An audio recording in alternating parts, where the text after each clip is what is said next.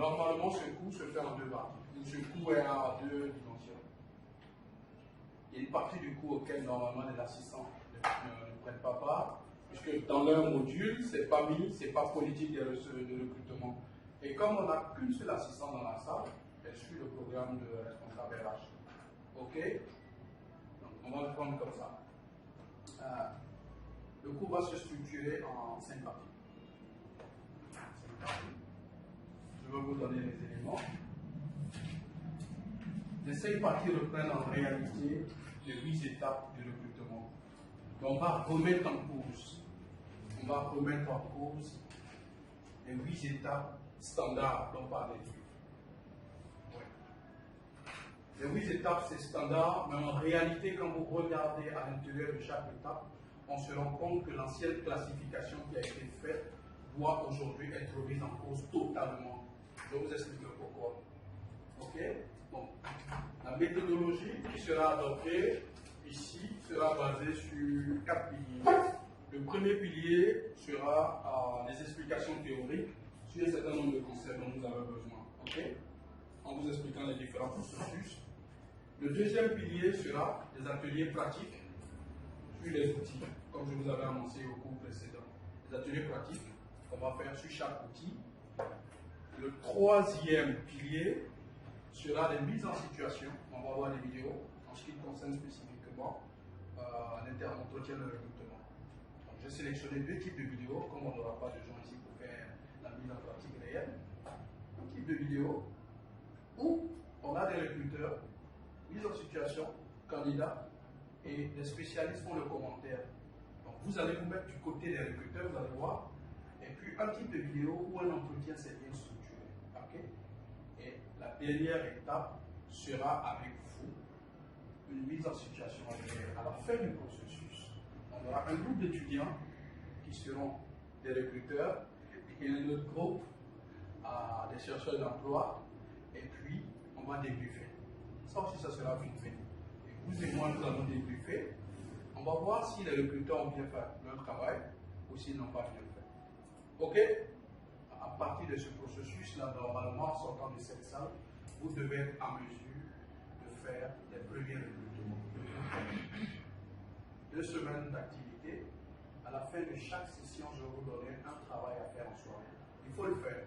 Parce que le travail va vous permettre de préparer déjà la session suivante. Et vous allez voir, c'est des outils pratiques.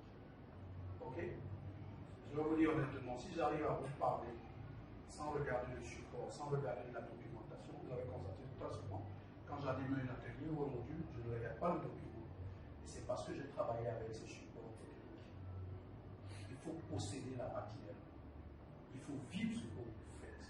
À la fin de ce programme, vous devez être en mesure de diagnostiquer, optimiser le processus de recrutement. Ok? Quand on dit diagnostiquer, c'est-à-dire analyser un processus de recrutement clairement dans une entreprise et voir si le processus est bon, opérationnel, ou comment vous pouvez l'améliorer. C'est ce qu'on dit, optimiser. D'accord? Vous avez reçu le support, hein, le dernier support. Je vous ai fait donner 8 à 10 documents. Quelqu'un m'a demandé, mais pourquoi on a eu tous ces documents, lequel est? C'est le tout dernier qui est le cours. En réalité, le support de cours est petit. Mais ce sont les documents annexes. Et je vous ai donné presque tous les documents annexes qu'il vous faut. Vous devez faire les lectures.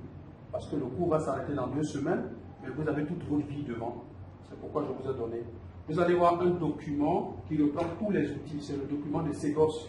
C'est un document complet sur tout ce qui est recrutement. Ok? Donc vous allez être en mesure d'élaborer des outils d'évaluation adaptés et efficaces. On va apprendre à élaborer les outils. D'accord? Et puis après, mener un entretien structuré. Ok? Donc vous allez diagnostiquer les processus, c'est-à-dire les différentes étapes, voir comment améliorer. Si vous vous retrouvez dans un département, il y a déjà un processus de recrutement. Vous allez juste analyser et améliorer. Vous allez apprendre à faire des outils. Vous pouvez dire, bon, dans ce processus, ces outils sont bons, ceux-ci ne sont pas très bons. On ne dit pas que ce n'est pas très bon, mais on dit toujours on peut les améliorer. On n'allait jamais dire que les outils ne sont pas bons. Ok? Et puis, évidemment, mener un entretien structuré. Je vous ai dit qu'à la fin, je vais vous montrer 2 vidéos quand on va arriver sur les entretiens. Un entretien mal fait et un entretien bien fait avec le commentaire d'un expert derrière. Et puis après, on va faire une simulation, processus de bout en bout, avec un cas. Il y aura une partie de la classe qui sera quoi? Chercheurs d'emploi, candidats, et une autre partie des gars qui vont recruter. Et puis après, on va débriefer ensemble. Est-ce que les recruteurs ont bien joué leur rôle, etc., etc., etc. On va aborder un peu la définition. Il est important. Pour situer le contexte, il faut toujours définir, on est d'accord? Qui va me lire la définition rapidement? Un volontaire. Le gars, c'est une activité qui vise à voir des postes offerts dans une organisation. Elle entraîne l'établissement d'une procédure permettant à l'organisation de faire en sorte d'attirer un nombre suffisant de bonnes candidatures, possédant des qualifications et de la motivation face au poste offert. qu'est-ce qu'on peut retenir? Qu'est-ce qu'on peut retenir? Résumé, le recrutement, c'est quoi?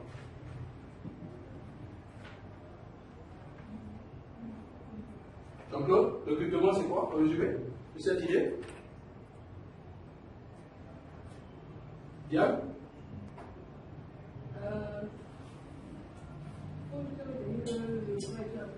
Poste vacant? Oui, il faut pouvoir au poste vacant en qualité et en quantité. En quantité, ok? Processus sous l'ensemble des Certains? procédures. Une? Procédure. Pourquoi? Dit-on que c'est une procédure. Pourquoi? Ça suit un ensemble. Alors, quand on dit procédure, ça sous-entend qu'il y a des étapes à suivre, à respecter. C'est sûr sur lequel je voulais qu'on s'accorde. Recruter, c'est premièrement s'assurer qu'on a une maîtrise totale de la procédure en vigueur au sein de l'entreprise. Est-ce qu'on est d'accord? Puis ensuite exécuter cette procédure pour acquérir les employés selon la quantité et la qualité recherchées. Est-ce qu'on est d'accord? Recruter ne signifie pas, allez, rappelez-moi votre nom. Diageo. Le prénom? Étienne. Bon, viens ici. Allez. Non, reste là-bas. Bon, Étienne, dis-moi, si je te recrute, qu'est-ce que tu peux apporter? Étienne, tac, tac, tac, tac. Oui, ça c'est bon déjà. Étienne est recruté. Ah. Est-ce que je n'ai pas fait un recrutement? Si? Oui ou non? Il y a eu un processus entre Étienne et moi, mais je sais qu'il parle bien. Je le recrute. Directeur de la communication. Est-ce que parler bien est aussi savoir écrire, et aussi connaître les techniques de communication, connaître les outils de communication? C'est ce qu'on fait communément. Il y a beaucoup d'erreurs. Parce qu'un monsieur est animateur de radio, on le prend comme directeur de la communication dans une entreprise. Au moment où on doit se rendre compte, il a dit la conseil d'administration. Mais évidemment, c'est un monsieur qui a la facilité d'expression. Mais est-ce que c'est un communicant? Est-ce que c'est un expert en communication? Est-ce que c'est un spécialiste de la communication écrite, orale, TV? Non, pas forcément. Est-ce que savoir parler vous donne droit automatiquement à gérer un poste de directeur de la communication dans une entreprise engageant du personnel avec un risque qu'un jour, si vous vous trompez, vous cassez la machine? Si je m'assois avec Étienne, on parle, je l'ai recruté, je vais au deuil. Là, je cherche quelque chose. Il n'y a pas de problème petit. Passe le lundi. Monsieur le DRH, recruteur, on l'a recruté. Il a recruté, non? Il a un contrat. Mais est-ce qu'on a respecté la procédure de l'entreprise? Oui ou non? Est-ce qu'on a respecté? Non. Non, on n'a pas respecté. La procédure va tenir compte de quoi? De la stratégie de l'entreprise, des réalités de l'entreprise. Elle va tenir compte de la culture de l'entreprise. Elle va tenir compte du positionnement de l'entreprise. Et même l'objectif de l'entreprise. Si on ne tient pas compte de cela, on va recruter à volo, n'importe comment. Et à la fin, est-ce qu'on aura les bonnes ressources qu'on veut? C'est ça la réalité. Momo. Non. Vous voyez, cette petite phrase est très profonde. Vous comprenez? On ne doit plus maintenant observer le recrutement comme une petite fonction ou comme une activité, juste une petite activité. C'est une fonction qui est déterminante pour la suivi de l'entreprise. Vous allez beau mettre en place une politique de rémunération, vous allez beau mettre en place le droit du travail, vous allez beau mettre en place d'autres politiques de gestion administrative, la politique des carrières, de gestion de carrière. Mais si vous n'avez pas le bon profil, il vous restera quoi dans la maison pour évoluer? Vous n'aurez rien. Rien. Parce que vous allez recruter des gens comme ça, exactement comme un panier qui est percé, un seau percé, vous versez là-dedans et ça sort de l'autre côté. Ok? C'est important les gars, j'insiste là-dessus. Ici, nous avons les objectifs du recrutement proprement dit. Le recrutement en tant qu'activité. Au début, on avait vu les objectifs du cours, on est d'accord? Maintenant, c'est le recrutement en tant qu'activité. Hein, je reprends. Eric, va nous dire ici, en tant qu'activité, le recrutement sert à faire quoi? Première ligne. Assurer l'effectif actuel et futur dont l'entreprise a et aura besoin. Ce que Diane a dit. Assurer l'effectif actuel et futur dont l'entreprise aura besoin. Notre plan d'évolution, c'est d'abord planter le décor du recrutement. Ok? Ensuite, nous allons venir dans les différentes étapes du processus et nous allons toucher maintenant les outils et après arriver sur l'entretien proprement dit. Ok? Donc, vous suivez un peu l'évolution. Comment on descend? Nous plantons le décor. Qui va nous dire la deuxième ligne? Assurer le succès du processus de sélection. Ah! Qu'est-ce que ça veut dire? Assurer le succès du processus de sélection. Qui peut me dire? Ça vous explique quoi? Assurer le succès du processus de sélection. Ça revient à la définition, la partie sur laquelle on a insisté dans la définition. On parlait de la procédure permettant à l'organisation de trouver, d'attirer le meilleur candidat. Bah, oui, va pas au-delà. Oui, c'est ça. Mais là, il y a une expression que je cherche. Tu veux que les gens tiennent? Oui, qui? Ça permet d'adapter le recrutement aux procédures, à la procédure. Adapter le recrutement à la procédure, oui, mais succès. Avoir, en fait, là, vous cherchez les qualifications des candidats. Motivation. Candidat qualifié, motivé. Là, vous êtes déjà dans. Vous êtes déjà dans le profil même, proprement dit. Restez au-dessus. Je veux que vous analysez ça. Remettez le concept succès dans le processus de recrutement. Ça vous amène à quoi? Choisir la bonne personne. Atteindre des objectifs. Vous recrutez. Vous pouvez jouer, non? Vous pouvez respecter la procédure. Mais pourquoi? Je crois que c'est. Attends une minute. Oui, parce que. Ah, on l'applaudit. Le candidat ne reste pas. Ensuite, vas-y, donc ton idée. Il y a 3-4 petites idées là.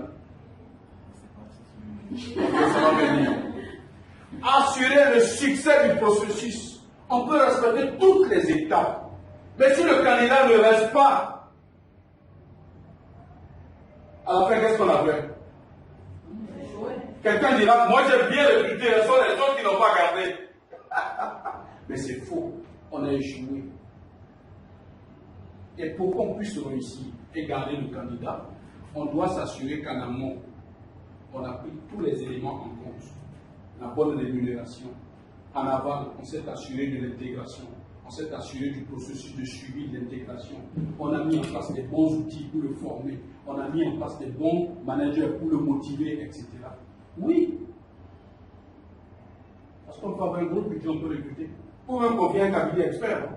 Il finit, il vient 2-3 semaines après, 6 mois après, paf, ça va. À la fin de l'année, vous avez recruté 100 personnes, il n'y a que 2 qui sont restés. Le taux moyen accepté dans les multinationales en termes de ce qu'on appelle des erreurs de recrutement, okay? Parce que les départs, on appelle ça des erreurs. Ce n'est pas plus de 2%. Aux États-Unis, il y a des entreprises qui sont 1%. En tant que recruteur, c'est déjà 1% d'échec. C'est pas bon. Ici en Afrique, on tolère jusqu'à 5%. Dans certaines entreprises, on s'en fout, on dit qu'ils ne veulent pas rester. On leur a tout donné, mais ils sont partis.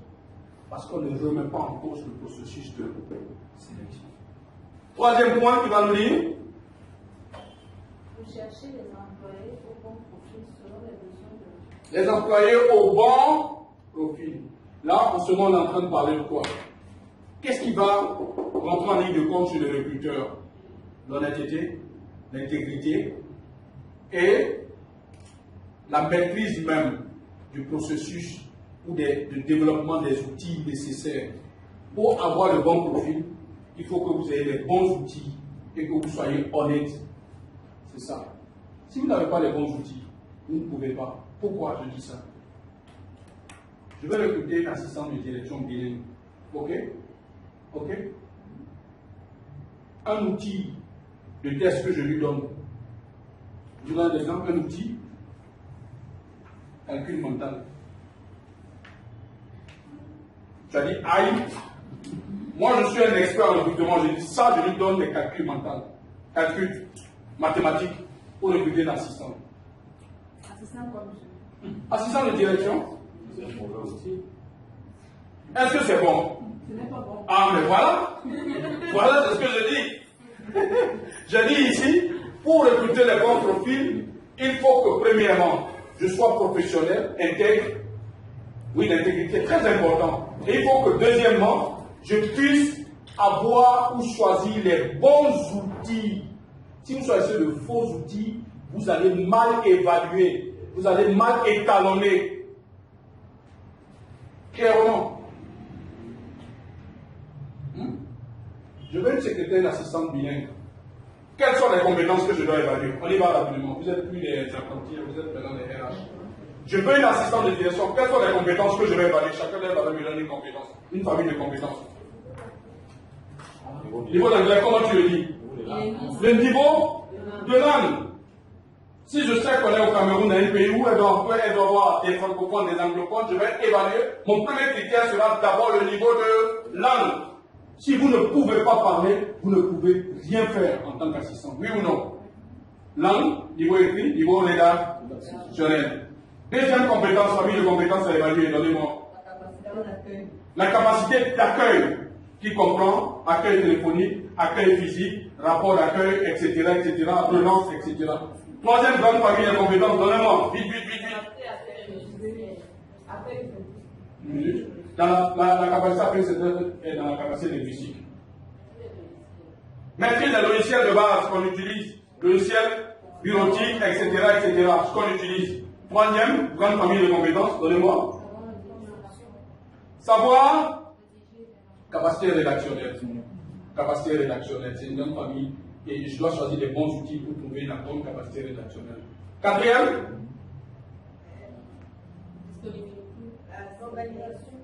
oui. Ça est dans la partie capacité rédactionnelle, esprit de synthèse. Vous avez tout dit, sauf une grande fonction. Bien. Oui, l'expérience, je vais évaluer ça comment? L'expérience, ce n'est pas la compétence. L'expérience vient confirmer un savoir-faire qui a été maîtrisé. Mais quelles sont les compétences? What is the skill that I have to check? Oui, bien sûr, la discrétion, c'est une attitude.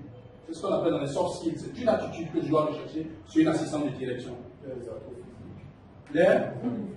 Les atouts physiques, oui, si l'entreprise c'est une entreprise à caractère commercial, orienté commercial et qui vend du charme, oui. Et dont le directeur a besoin de cet atout-là pour entrer dans certains milieux, oui. Capacité organisationnelle.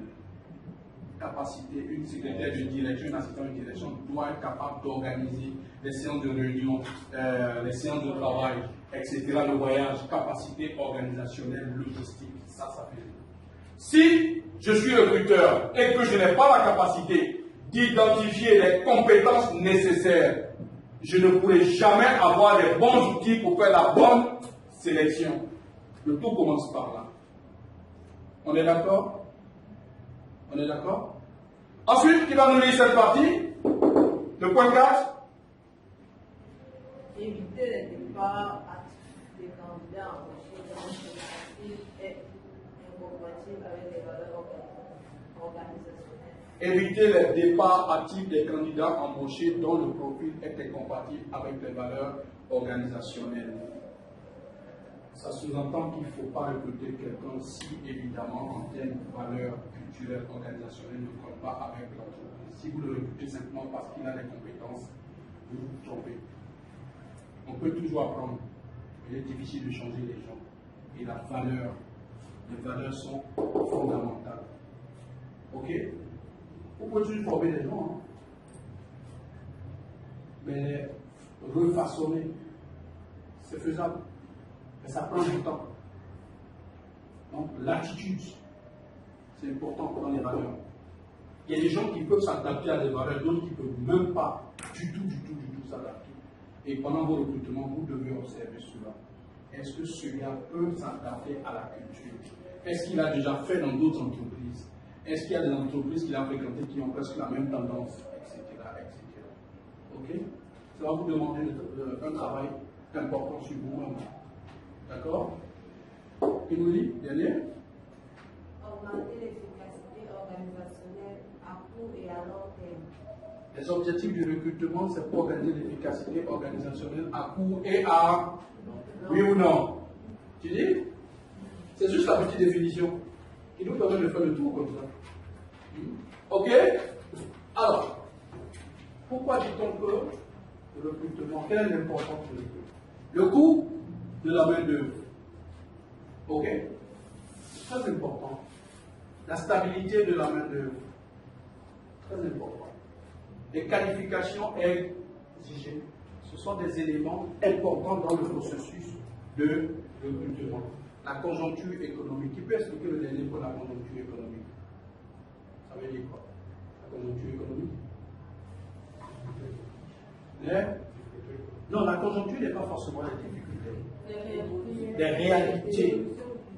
Des réalités économiques existantes en état. Il faut prendre en compte le coût de la main-d'œuvre, la stabilité de la main-d'œuvre, les qualifications exigées de la conjoncture. Si par exemple pour ce poste on payait 200 000 il y a 10 ans, est-ce qu'aujourd'hui on est dans les mêmes conditions? Si pour ce poste on avait, c'était des profils très rares, aujourd'hui avec le mouvement par exemple la crise anglophone, etc., on a beaucoup de gens qui descendent sur Douala et du coup pour le même métier on a une pléthore de personnes. Est-ce qu'on va maintenir le même salaire? Hein, Jean-Claude?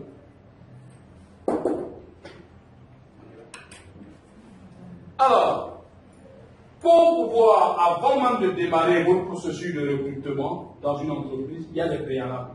C'est toujours normal, hein? Il y a des préalables.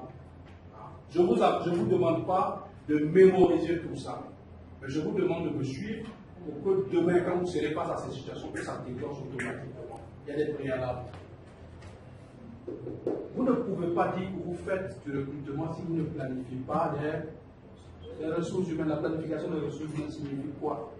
Avoir un plan stratégique d'acquisition, n'est-ce pas? De gestion du personnel, avec votre gestion prévisionnelle, oui ou non?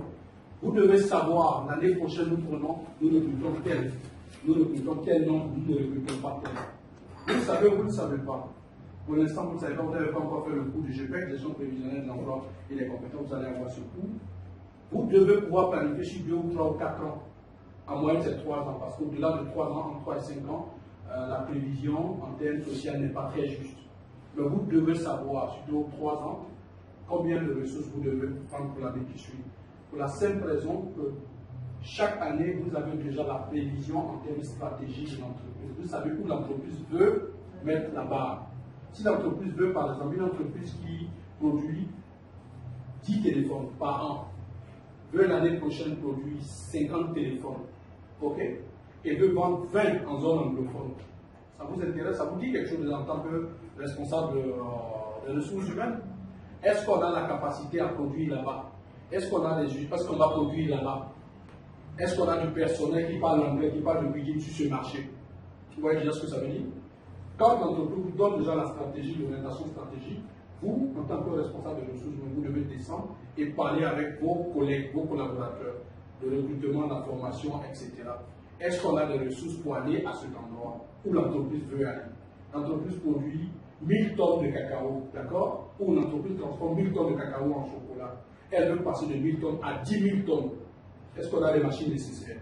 On ne se lève pas comme ça du coup au lendemain, mais le conseil d'administration dit qu'on veut passer à 10 000 tonnes.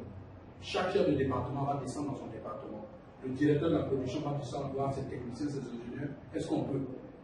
Si oui ou non, où est-ce qu'on doit placer les usines? Est-ce qu'on doit le faire en Banda pour pouvoir être plus proche des productions ou dans le sud-ouest? Où on doit rapatrier tout, si on doit rapatrier sud-ouest, combien ça va nous coûter? Quels sont les camions qu'il nous faut?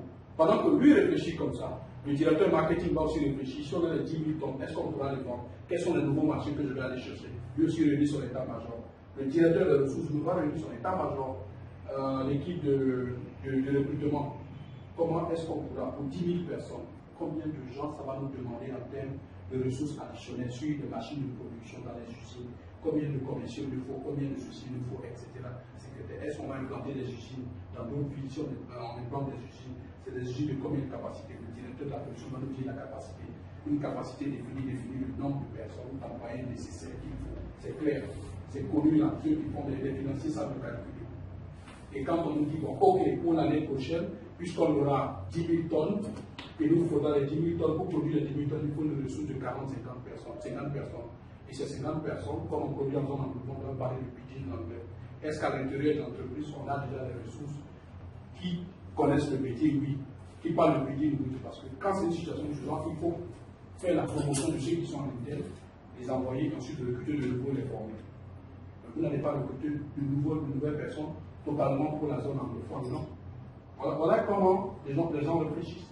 Et le recrutement ne se fera que sur la base du plan stratégique qui a été mis en place par l'entreprise et le plan stratégique qui a été décliné en plan stratégique de ressources humaines, qui est aussi décliné en sous-plan stratégique du recrutement, avec son plan de recrutement annuel, biannuel, triannuel.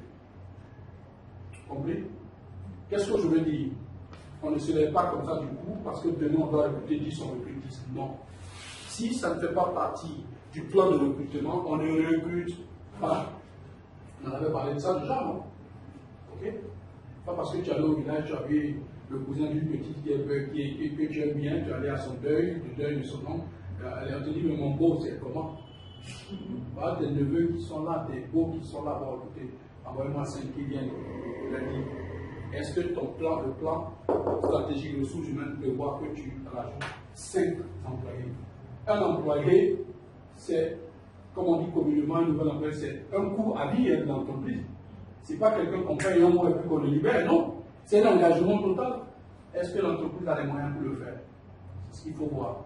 Deuxièmement, avant même de commencer le recrutement, il faut analyser les postes.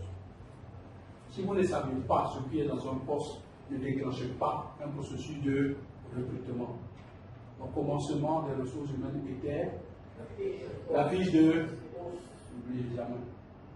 Ça, c'est le premier verset de la Bible RH. On a la fiche de poste. Si on a la fiche de poste, on n'a pas évalué l'emploi, ok? On n'a pas évalué les compétences qui sont nécessaires. On n'a pas sous-pesé cet emploi. Comment est-ce qu'on peut fixer un salaire pour rémunérer la personne qui va occuper le poste? On dit ingénieur en génie logiciel. Vous ne savez pas de quoi il s'agit. Vous ne savez pas quelles compétences il faut. Vous ne savez pas quel type d'études il faut. Bon, le gardien, on le recrute une fois, on termine. Après, le directeur informatique te dit, mais le salaire, ça sera comment? quoi. Ce qui arrive, non, oui ou non. Parce qu'on n'a pas évalué l'emploi proprement dit. On n'a pas sous-pesé les compétences, on n'a pas mis dans une matrice pour peser, pour définir clairement quel est le seuil maximum et minimum pour ce type d'emploi dans notre environnement et par rapport à nos capacités. On n'a pas évalué. Aujourd'hui, il y a des logiciels qui évaluent. Pour rentrer les informations, les logiciels évaluent même le poids du poste par rapport à toute la chaîne de production. Et on vous dit ce poste équivaut à peu près à tel volume de salaire, tel. Le logiciel te donne une valeur moyenne. Et c'est à toi à partir. Il faut avoir un repère pour discuter, oui ou non. Toi, tu aurais pu dire 1 million. Alors que le logiciel te dit pour ce genre d'emploi dans ton environnement, ça coûte à peu près 500 000. Tu sais que la moyenne c'est 500 000, tu peux en commencer à 350, sachant qu'il peut vouloir monter jusqu'à 600. Mais tu dis, bon, comme tu vois là, ici chez nous, c'est fort, hein? On va même te donner 1 million 100. Tu vas dire, oui, je prends. Et après, tu te rends compte que sur le marché, c'est 550 000, le même poste. Tu vas revenir dire au monsieur que non, je me suis trompé hier. Ok. Ensuite, une fois qu'on a fini ça, on passe maintenant au processus de recrutement. Planification, définition des postes, évaluation de l'emploi, rémunération. On définit tout ça. Avant de commencer le processus de recrutement, on connaît ça. Vous avez entendu? On sait à peu près ça. Si vous n'avez pas ça, ne déclenchez pas le processus. Vous voyez que le recrutement vient 1, 2, 3, 4, 5e position. Hein? Bon. Tu vois que ce n'est plus un jeu là. Donc, quand quelqu'un vous appelle dans la rue pour dire, bon, écoute, Francis, viens, j'ai un petit recrutement, viens qu'on s'asseye, tu m'aides un peu, comme tu as fait les ressources humaines, n'allez plus. Parce que ce n'est pas un jeu. Premièrement, c'est toute une stratégie. Deuxièmement, si vous êtes crédible vis-à-vis de vous-même, il doit pouvoir vous dire à peu près l'évaluation du poste. Il doit d'abord vous sortir une fiche de poste très claire. Vous donner le profil de poste plusieurs jours en avant. Vous devez évaluer. Vous devez pouvoir déterminer quels sont les outils nécessaires qu'il faut pour pouvoir évaluer ce type de compétences. Prenez un exemple simple. Je vous appelle. Bon, qui sont les étudiants qui sont libres demain à 14h? Moi, monsieur, ok. Bon, vous venez demain à 14h. On doit évaluer, on doit recruter un pilote d'hélicoptère. Tu as dit quoi? Ah. Vous connaissez la compétence pour piloter un hélicoptère? Vous avez déjà vu une fiche de poste de pilote d'hélicoptère? Vous savez même combien on paye un pilote d'hélicoptère? Vous devez l'asseoir dans le cravate bien quand vous finissez. Avant même que vous dites au candidat, vous avez une dernière parole. Est-ce que vous avez quelque chose à ajouter? Oui.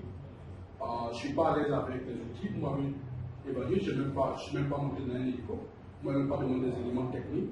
Et puis, bon, si je suis retenu, quel est mon salaire? Alors? Bon, on va vous rappeler. Mais comment ça? Vous rappelez quoi? Moi, quand je sors de là, je ne reviens plus. Mais parce que vous ne connaissez pas le métier, donc vous ne connaissez pas les compétences, vous n'avez aucune identification claire des activités, parce que ce sont les activités qui peuvent définir les compétences. Et comme vous ne pouvez pas donner l'élément de base de l'évaluation, vous êtes ridicule. Vous êtes des bandits, vous êtes plaisantins, c'est tout. Vous m'avez déjà conduit un hélicoptère. Ouais, être moniteur d'hélicoptère. Allons-y. Alors, qui va nous lire cette partie, Edouard? Processus de recrutement. Il inclut généralement toutes les étapes que l'organisation entend suivre afin de trouver le candidat qualifié pour combler un poste vacant. Il inclut toutes les étapes que le candidat entend suivre pour combler le poste vacant. On vous dit que la politique est l'ensemble des processus, des moyens, des acteurs mis en commun qui permettent d'aller d'un point A à un point B avec un objectif. Le processus est dans la politique. Si vous ne connaissez pas la politique, vous allez comment arriver sur le processus? On y va? J'aime bien ça. Tout ce qu'on a dit, on vient de résumer ici. On va se prendre 15 minutes. Mettez-vous par exemple de 2. Regardez bien ces étapes. Ok? Bon, je vais sélectionner 2 groupes, ils vont venir ici me présenter. Qu'est-ce qui est contenu dans ces groupes? OK? Et je vous ai dit que la procédure standard, on va la remettre en cause. Ça, c'est la procédure standard. On va la remettre en cause parce que les procédures standards qu'on a dans les livres ont des limites aujourd'hui. Oui, ça vous étonne, mais c'est réel. Vous allez voir pourquoi je dis qu'il y a des limites. Mettez-vous par petit groupe de 2 ou même à 3. 3 c'est bon? Oui, 3 c'est bon. Voilà. Le premier groupe. Alors, la définition, l'étape clé du processus de recrutement. Pour notre part, pour le premier groupe, la définition, c'est-à-dire la définition des besoins, signifie pour nous, ça renvoie à plusieurs questions. Excusez-moi. La définition des besoins renvoie à plusieurs questions. C'est-à-dire, quel type de poste, quel contrat on va attribuer à cette personne-là, pourquoi, quelle est l'activité qu'il va effectuer, pendant combien de temps. Là, ça répond un peu à l'analyse. On analyse le poste. Pour la suite, la communication. Nous avons la rédaction de l'annonce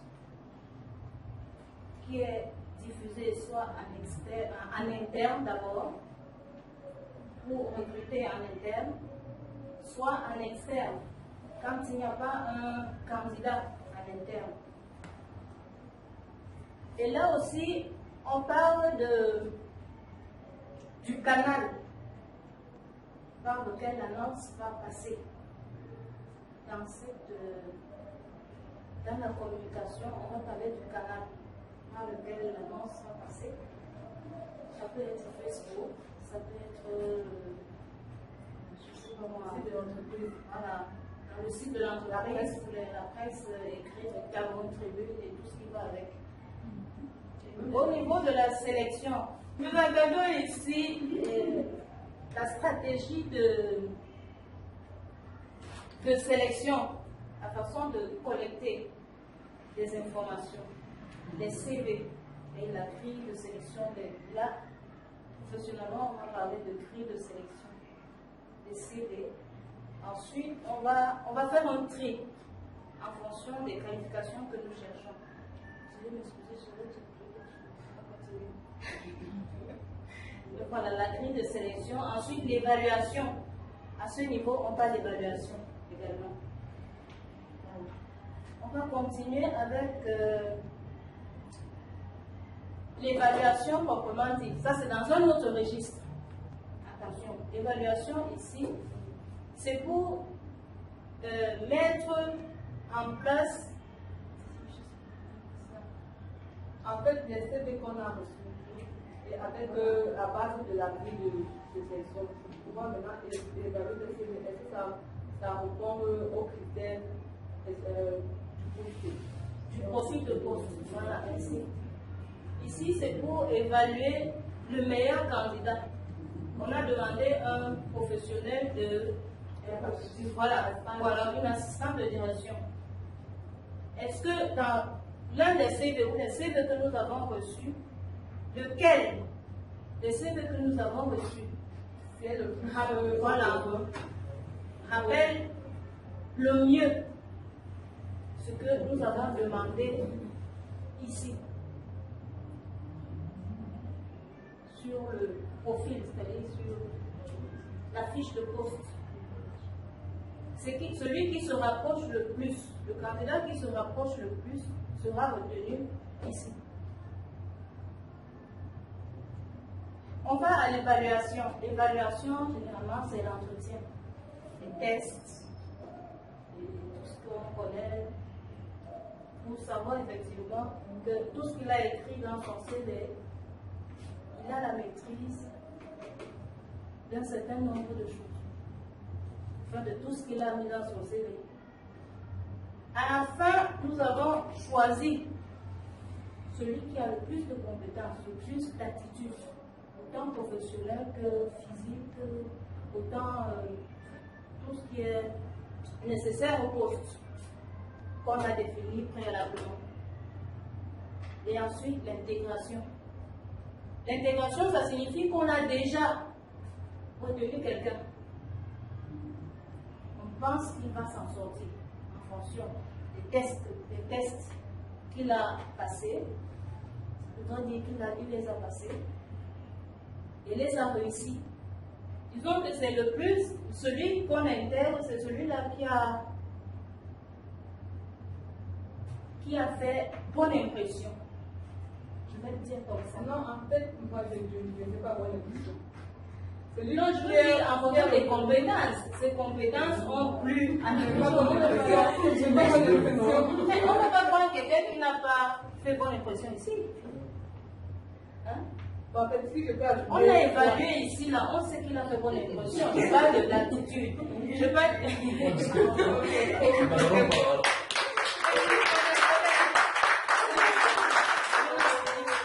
Merci. Ok. Un dernier coup, vous voulez venir? Chers camarades, bon, voilà, on va expliquer comment nous avons compris ce schéma. La première étape étant la définition du besoin, définir son besoin. Bon, dans le processus de recrutement, ce qu'on entend par définir son besoin, c'est-à-dire toutes les péripéties qui encadrent la définition proprement dit, c'est-à-dire le poste, quel est le besoin, on a besoin de quoi, d'un assistant, on a besoin d'un comptable, et tout cela passe par une sorte de planification préalable, c'est-à-dire on a pris le temps d'analyser le besoin, on a défini ce dont on a besoin proprement dit pour un poste X ou Y. Voilà. Et après, dans ce même cadre, il en ressort la fiche de poste, celle qui va nous dire clairement, qui nous parle de ce besoin de manière concrète, quoi, tout ce qui rentre dans le poste à pourvoir, en fait. Bon, ensuite, la communication. Bon, ici, nous avons pensé à une première communication en interne, c'est-à-dire le DRH ou alors disons le service RH qui va recruter pour un service quelconque. Voilà ce qu'on a élaboré, voilà ce dont vous avez besoin, puisque ça peut être le poste à pouvoir peut ne pas être un poste RH naturellement, ça peut être un autre poste.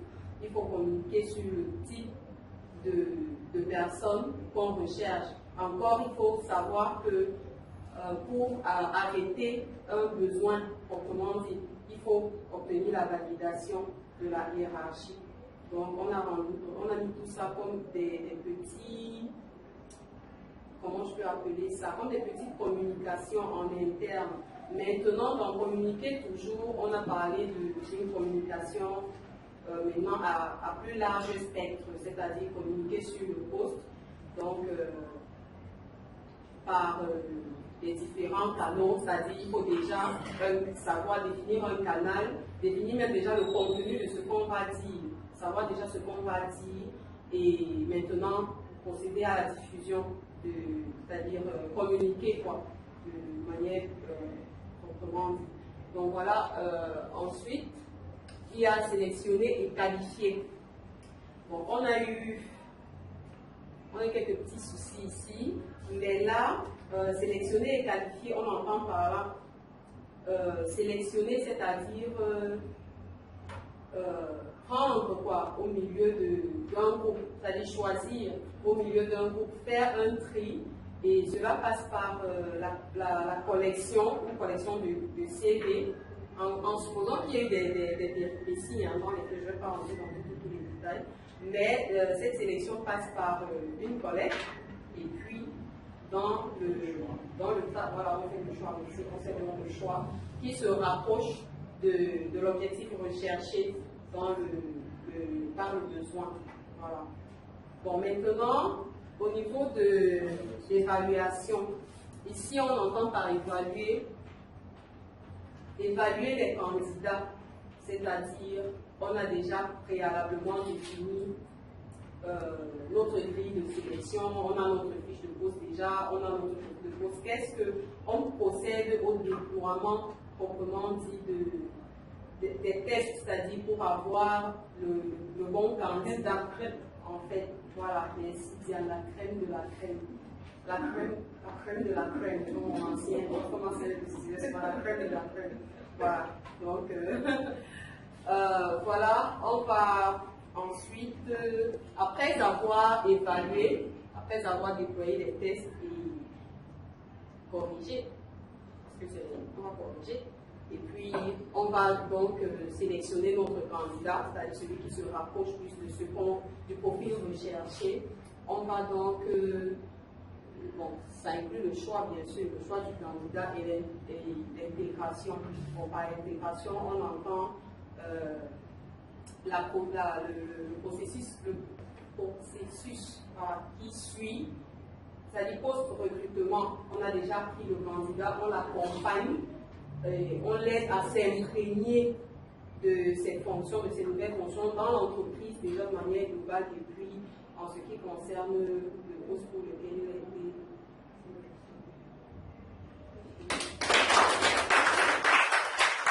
Merci.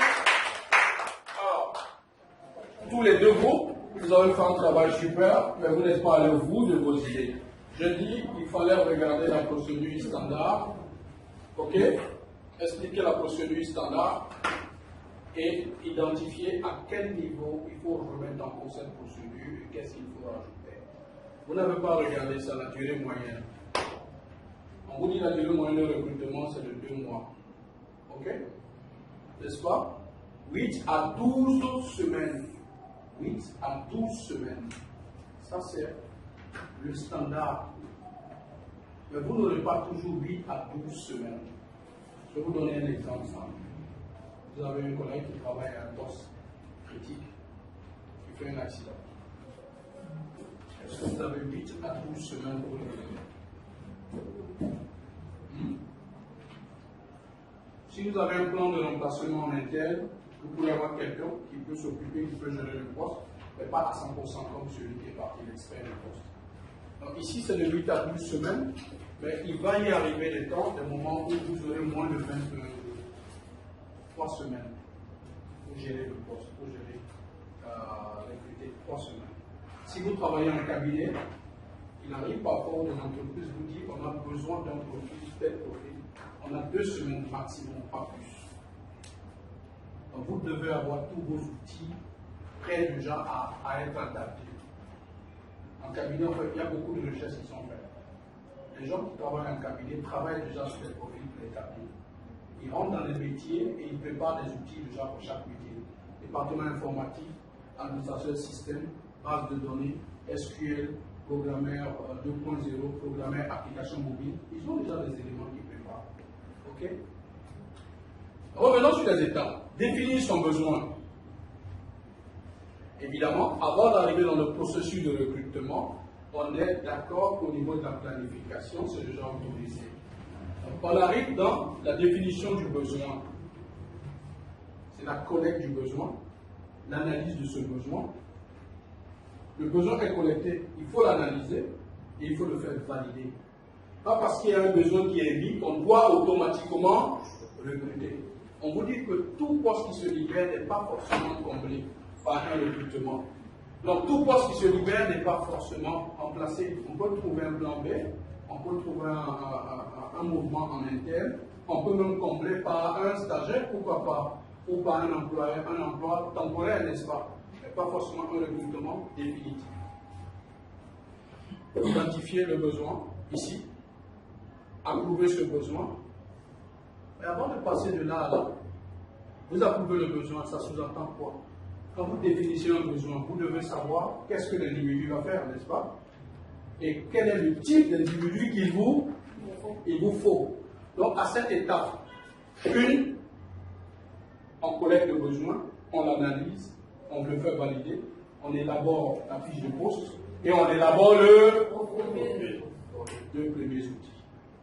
Il faut connaître ça ici, systématiquement. Oui ou non?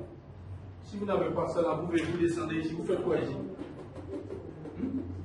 Ok? Bien. On va voir tout ça. Les autres, ils voient ça parce qu'ils sont déjà, ils sont un peu rodés, quoi. Donc, on a la fiche de poste. C'est la fiche de poste, la fiche de poste, c'est ce qu'on appelle communément en anglais le job description. La fiche de poste décrit clairement ce que l'occupant du poste va faire. Qu'est-ce qu'il doit faire? Tu es d'accord, non? Et maintenant, pour pouvoir le faire, quelles sont les compétences qu'il doit avoir? C'est le profil de poste. Je fais quoi? Et qu'est-ce qu'il me faut comme compétence du profil de poste? On va voir tous ces ateliers-là individuellement. Alors, on me dit ici, dans le document, dans le process standard, dès que je définis mon besoin, je passe à la communication. Est-ce que c'est logique? C'est la base de discussion qu'on a eue. Je communique quoi? Parce que si je finis de communiquer, je vais commencer déjà à recevoir les CV. Et si je reçois les CV, je fais quoi après? Je recrute quoi? J'ai quel outil pour le faire? J'ai rien préparé. C'est en cela que je dis, moi, le processus standard, je le remets en cause à ce niveau. Ici. Ici, je dois mettre un autre, je vais l'appeler élaboration des outils. Oui.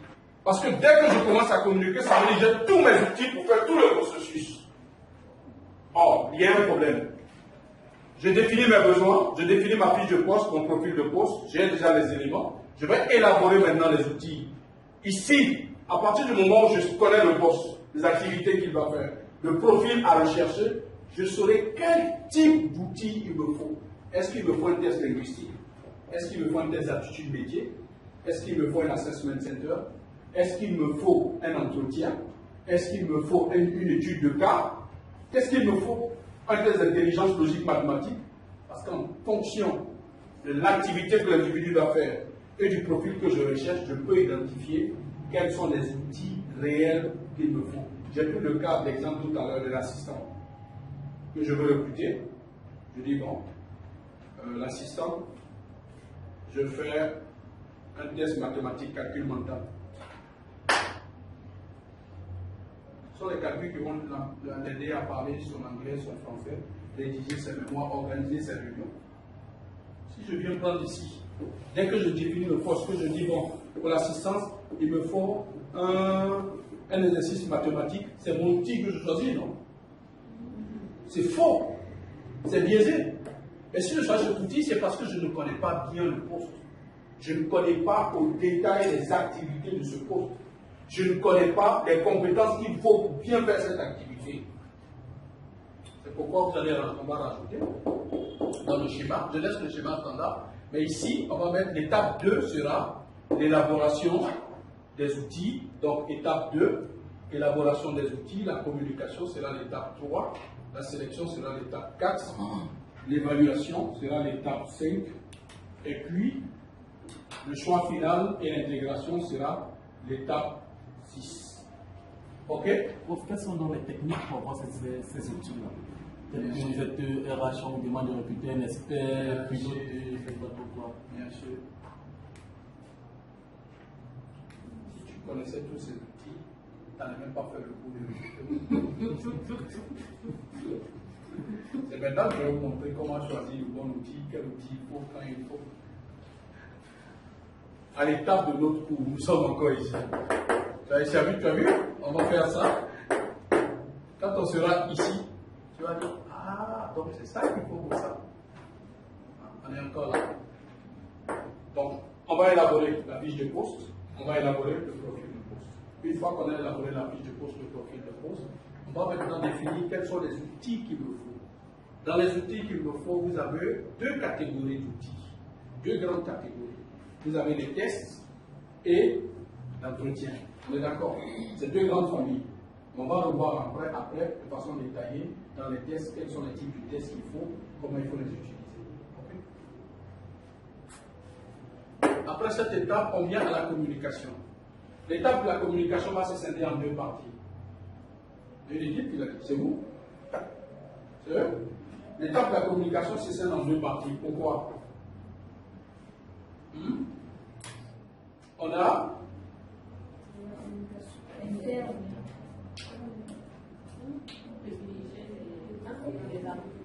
comment? La communication interne est une communication, donc ce n'est pas lié à ça, c'est le choix stratégique de recrutement. Dans la politique de recrutement, vous allez mettre ça dans votre politique de recrutement. Si ce n'est pas écrit dans la politique de recrutement, un responsable de recrutement arrive, il préfère commencer par l'extérieur. Ce n'est pas une erreur, ce n'est pas une faute. Hein. Si au préalable, vous n'avez pas écrit dans votre politique de recrutement qu'il faut privilégier d'abord l'intérieur, et quand vous n'avez pas eu les profils, il faut maintenant le faire. C'était par exemple, certaines politiques de recrutement disent qu'il faut le faire une fois et ensuite remettre 2 semaines encore relancer l'offre avant de chercher à l'extérieur. Par exemple? Ok? Ici, je parle même de l'étape de communication. Pour communiquer, il faut quoi? Il faut un contenu, n'est-ce pas? Pour choisir le contenu, il faut quoi? Pour communiquer un contenu. Pour choisir le contenu, il faut faire quoi? Il faut en entrer la fiche de poste, d'accord? Il faut le profil de poste, d'accord? Est-ce que si je recherche, dans votre exercice, si je recherche des commerciaux, je vais aller communiquer l'exercice dans votre poste à la CRTV? Le choix du canal. Le choix du canal, donc je dis dans la communication, il y a ce qu'on appelle la publication de l'offre et il y a la rédaction de l'offre en fonction du canal qui sera utilisé. Et le canal qui sera utilisé dépend de la spécificité du poste et du métier auquel est rattaché ce poste. Vous cherchez un médecin cardiologue, vous allez mettre des affiches sur les photos.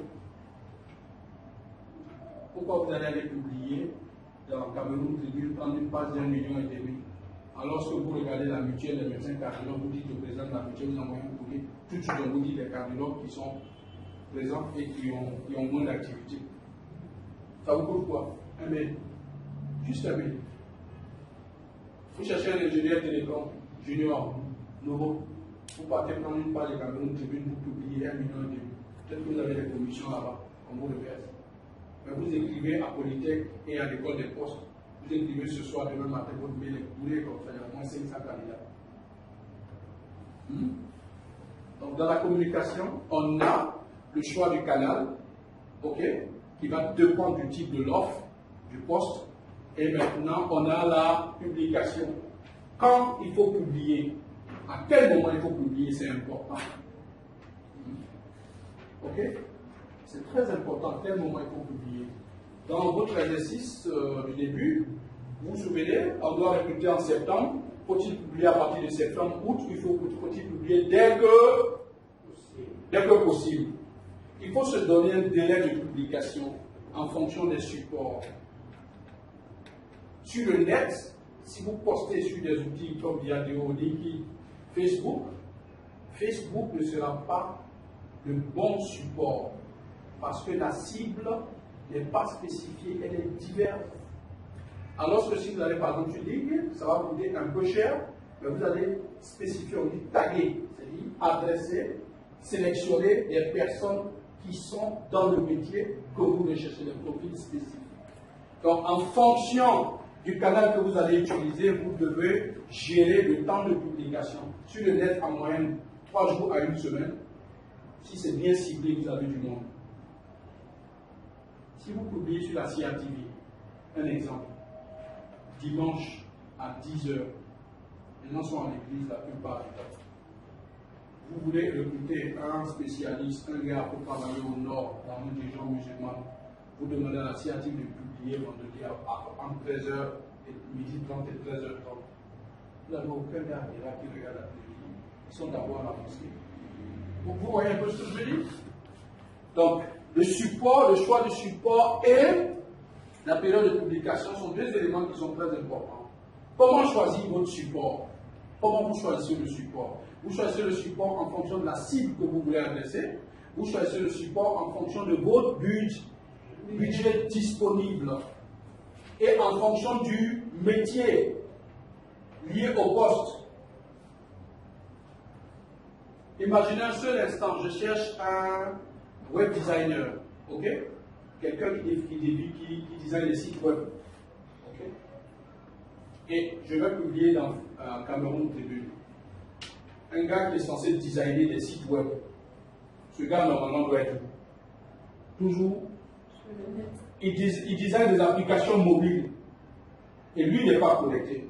Vous êtes sûr qu'il design vraiment des applications mobiles? Je cherche un maçon. Ok? Je vais publier dans Dialéo. Non, c'est un exemple. Je dis à mon boss qu'il faut qu'on publie dans LinkedIn. On prend un mois. Ça va faire au moins 1500, 2000 $. Il faut qu'on publie dans la poste, on va avoir un compte profit. Depuis j'ai des commissions là-bas. Et si je cherche un maçon, juste un maçon, est-ce que j'ai besoin de publier? Je démarre ma voiture, je vais au Carrefour maçon ici. Avant que je gage, je vais au moins 10 km. Le boss, c'est comment? Voilà. Mais si je cherche un architecte, est-ce que c'est au Carrefour maçon que je vais le trouver? Je peux trouver un architecte là-bas, mais ça serait un sorcier. Parce que un architecte, il est dans son cabinet, ou il est sur un chantier, et c'est des recommandations en recommandation. Je dis, il y a tel architecte qui a fait tel bâtiment, tu as les références. D'accord? Quand je finis la partie communication, évidemment, ici, sélectionner, qualifier, on est dans la collecte. Parce que quand on communique, on va avoir un retour. On a la collecte des CV. Mais auparavant, il aurait fallu qu'on définisse déjà les outils en amont. Pour collecter, pour sélectionner les CV, il y a des outils qu'on utilise. On ne met pas les CV comme ça, on ne se permet pas de lire. Il y a une méthode pour aller vite. Il y a des critères qu'on recherche dans un CV. En 30 secondes, on peut lire un CV. Et bien le lire. Oui, parce que, imaginez un gars écrit un CV avec 10 pages. Si tu as 100 CV à regarder, ça fait combien de pages? Ça fait rire. Ça fait 1000 pages. Tu lis 1000 pages en combien de temps, mon frère? Or, si tu as ta grille de sélection de CV, il y a les points que tu recherches. Tac, tac, tac, si ce n'est pas dedans. On avance. Et une fois qu'on a sélectionné ici, il faut qualifier. La qualification, c'est quoi? Vous sélectionnez, vous qualifiez, vous donnez des codes, vous évaluez. Et vous dites, ce CV, oui, peut passer à l'étape suivante. L'étape de test ou l'étape d'entretien. Quand vous avez suffisamment de monde à évaluer, et que les tests que vous allez utiliser sont des tests qui coûtent cher, passez d'abord les entretiens. Les tests écrits, métier, qui peuvent être des cas pratiques, il faut sélectionner ça. Ensuite, passer l'entretien et arriver maintenant au test psychotechnique. Les tests psychotechniques coûtent très cher. Ah oui, oui, oui, il y a des tests gratuits, mais il y a des tests qui coûtent cher. L'un des meilleurs en ce moment sur le marché européen est Central Test. Ces tests coûtent autour de 20, 30, 40, 50 $, par individu. Donc si tu dois passer un test à 10 personnes, je dis à 500 $ en fonction des types de tests. Un test pour les aptitudes managériales, pour détecter qu'un individu a toutes les aptitudes managériales, c'est une combinaison de 3 tests. Et les 3 tests vont te faire à peu près 100, 120 $ par personne. Alors imagine un seul instant que tu convoques 20, 30 gars qui arrivent et tu leur fais passer les tests. À la fin, parmi eux tous, il y a peut-être 2 ou 3 qui passent à l'entretien, tu as perdu. Donc autant passer d'abord les tests écrits, aptitude métier, ensuite passer les entretiens, et ceux qui seront les derniers sur la shortlist. Par exemple, tu peux fixer les 5 derniers. Sur les 5 derniers, tu vas retenir 2 ou 3, les 3 meilleurs que tu vas envoyer ou communiquer à la hiérarchie. Ou par exemple, les 2 meilleurs, ça dépend de toi. Mais en cabinet, on envoie toujours 3, généralement. On appelle la shortlist. Les 3 meilleurs, et on définit clairement dans le rapport quels sont leurs niveaux et quels sont les risques pour chacun. Il n'y a jamais de profil adéquat. Il y a toujours un profil avec moins de risques. Le risque peut être au niveau de la compétence, le risque peut être au niveau de l'attitude les valeurs, le risque peut être au niveau aussi de l'instabilité émotionnelle, etc. C'est vous qui détectez. Comment ça se fait? Il n'y a pas de quoi avoir peur. Hein. C'est un peu du charabia pour certains. Mais quand j'étais comme vous, quand j'apprenais aussi les ressources humaines, c'était la même chose. Je vous dis, 3 mois après mon inscription en DSS ressources humaines, durant 3 mois, j'ai failli fuir. Parce que je ne comprenais rien. C'est à partir du 4e mois que j'ai commencé à comprendre. Vous encore comprenez beaucoup de choses. Ok? Donc ici on qualifie, et quand on arrive là, on évalue. On évalue avec quoi? Et pourquoi je dis que le schéma standard, il y a le schéma standard, mais moi je ne suis pas d'accord. Parce que pour évaluer ici, il aurait fallu au préalable préparer tes outils. Il aurait fallu au préalable préparer ton guide de sélection de CV, n'est-ce pas? Si tu n'as pas ça, tu n'as pas tes tests psychotechniques, tu n'as pas tes assessment centers, tu n'as pas tes tests de langue linguistique. Si tu veux faire un test d'aptitude linguistique, tu peux faire une étude, tu peux faire un cas pratique. Un cas pratique. Et il faut définir ton cas pratique. Ou tu peux faire des tests de grammaire, oui ou non, de rédaction. Mais il faut que tu définisses ton test au préalable. Tu ne le prépares avec quelqu'un qui est spécialiste dans la langue. C'est ça la réalité. Toi, en tant que recruteur, tu ne peux pas définir un test d'aptitude linguistique en anglais si tu n'es pas, même si tu parles anglais, tu n'es pas un spécialiste de l'anglais. Tu vas te rapprocher d'un spécialiste qui va te donner un test et avec des réponses spécifiques pour faire une rédaction et ce spécialiste va le corriger, n'est-ce pas? Alors, il va falloir qu'en amont, tu aies préparé déjà, tu t'es entendu avec le spécialiste, il ait donné son étude de cas, il est d'accord pour la correction, tu sais combien tu vas lui donner. Tout ça, c'est la préparation des tests. Oui. Le recruteur, ce n'est pas celui qui sait faire tous les tests. Le recruteur ne fait pas les tests. Les tests sont faits par les psychologues.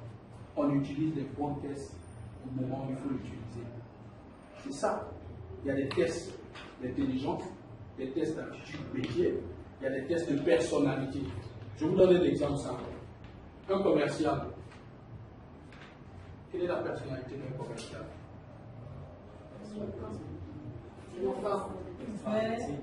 Introverti ou extraverti? Vous pouvez détecter visu, comme vous avez des tests pour détecter s'il est introverti ou extraverti. Si vous avez suffisamment de monde qui viennent pour un test de recrutement, vous voulez lancer une compagnie comme Amazon. Hein? C'est un exemple. Vous avez besoin de 400, 500, 600 commerciaux à Douala. Vous êtes sûr que vous allez vous asseoir pour écouter tous ces commerciaux pour voir s'ils sont extravertis ou introvertis. Donc vous faites un test de personnalité qui vous prend peut-être 5 ou 10 minutes maximum dans une salle pour détecter qui est introverti, qui est extraverti. Ensuite, si vous avez 100 pour commencer maintenant à faire des tests d'aptitude métier, il y a des tests pour détecter s'ils sont des commerciaux ou pas. Ils vont finir ça, ça élimine encore une partie, vous êtes à 40, 50. Ensuite, vous faites maintenant l'étude de cas pratique. Vendez-moi un stylo. Vous mettez un panel de 10, 10, 10. Vous leur dites, voici le stylo. Vendez-moi le stylo. Parce que vous avez détecté des aptitudes à vendre, mais vous avez détecté en eux aussi le leadership. Or, pour détecter le leadership, dans un groupe de personnes, il faut les mettre en panel. Il faut laisser vous ouvrir le débat, vous allez les voir. Ça apparaît automatiquement. Un gars qui va vous dire, moi je suis un leader, j'ai des aptitudes de leadership. Non, mettez-le dans un groupe, vous allez voir ce qui va se passer. S'il est un suiveur, ou s'il est un meneur. Or, un commercial doit être un meneur. Voilà.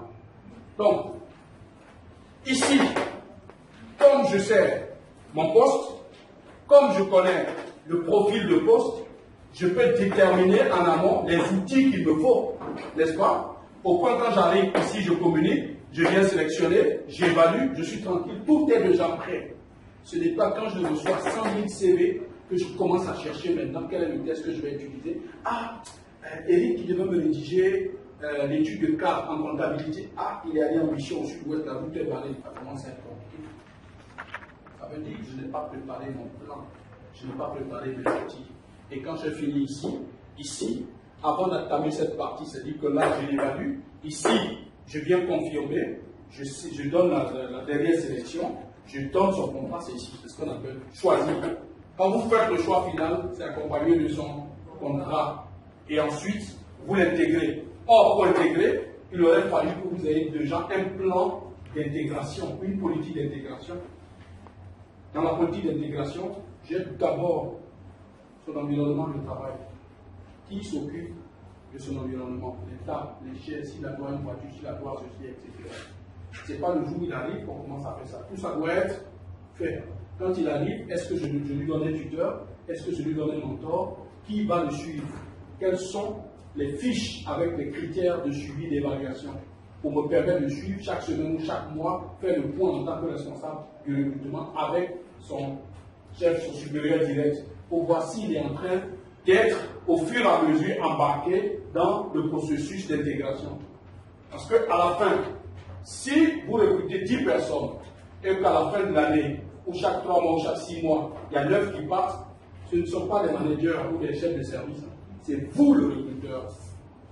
C'est pourquoi, avant qu'on arrive dans le processus de recrutement, la politique RH dans laquelle on doit décliner la politique de recrutement qui intègre le processus, les moyens et les acteurs, jusqu'à la procédure d'intégration, doit être complète avant qu'on déclenche un processus de recrutement.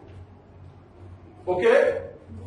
Je pense que c'est bon pour ce soir. On a vu les différentes étapes. Donc ça, on va rajouter. À la fin de notre plan, de notre cours, on va remettre ça en place avec les différents outils, les tests et les entretiens. On est d'accord? Vous allez me faire une fiche de poste. Responsable de recrutement. De grâce, exercez-vous. N'allez pas copier ce qui est sur le net. Vous pouvez prendre une fiche qui est sur le net, mais vous l'adaptez. Prenez une fiche de poste, responsable de recrutement, d'accord? Et puis déclinez le profil de poste. C'est une entreprise santé.com. Santé.com, c'est l'entreprise. L'entreprise s'appelle santé.com. Vous avez la fiche de poste pour décliner le profil de poste. Cette entreprise a une chaîne de polycliniques dans le pays. Voilà. Santé.com est une entreprise qui exploite des polycliniques, construit, exploite des polycliniques. Et vous êtes le responsable de recrutement chez santé.com. Comme ça, je vais voir comment vous allez avoir ça sur le net. Ok? Je vais voir vos fiches de poste, chacun. Vous prenez la fiche de poste et vous me déclinez le profil de poste. Dans les documents que je vous ai donnés, hein, vous avez à peu près 10 documents. Si vous prenez le temps, vous prenez une heure de temps, fouillez rapidement le plan de chaque document. Vous allez voir où, dans l'heure de documents, comment est-ce qu'on décline la situation. Ok? Merci beaucoup.